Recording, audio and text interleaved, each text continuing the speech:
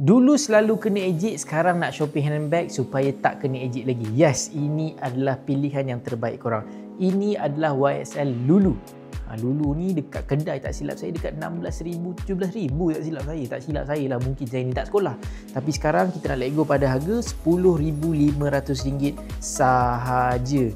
Ini in medium size, condition cantik gila. Korang boleh tengok tapak dia, korang boleh tengok corners dia, korang boleh tengok structure dia, boleh tengok chain dia, semuanya lawa lagi. Yang ini dalam colour so black, black on black, so black. Okay, kita ada satu sahaja unit dalam showroom kita, lain-lain tak ada. Kita ada Lulu yang lain je, yang ni kita memang tak ada. Kita ada Nike, yang ni adalah Lulu. So kalau korang nak sangat bag ni, kita boleh let go pada harga RM10,500, tapi saya nak adakan korang RM200 diskaun sekiranya kalau korang shopping dengan kita yang datang daripada video ni. So screenshot sekarang. Lepas tu kalau korang nak apply for installment plan, kita ada installment plan up to 60 bulan. 1 bulan serendah RM100, first payment bayar RM100, boleh terus bawa balik bag harga RM10,000 ni. Basically korang just bayar 1%. 1% je, terus boleh bawa balik bag. Kalau korang nak datang tengok bag ni, showroom kita ada di Wangsa Maju Kuala Lumpur. Korang perlu datang ke showroom kita.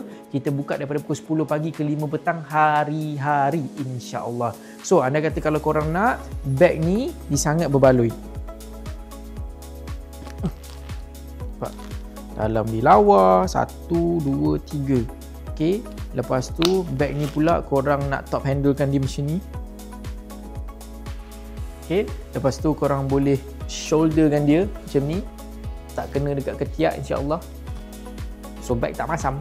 So korang boleh turunkan lagi jadi cross body macam ni. Memang lawa. So basically kalau contoh macam aku kan, suami kan, kalau nak pegang bag isteri pun tak adalah malu sangat. At least ni nampaklah okey sikit daripada aku pakai bag ni. Aku boleh kutuk bag ni, tahu sebab apa? Bag ni bag aku. Ni tak elok lah kutuk bag orang. Ni bag aku. Okay, so kalau korang nak, korang boleh terus screenshot dan DM saya sekarang.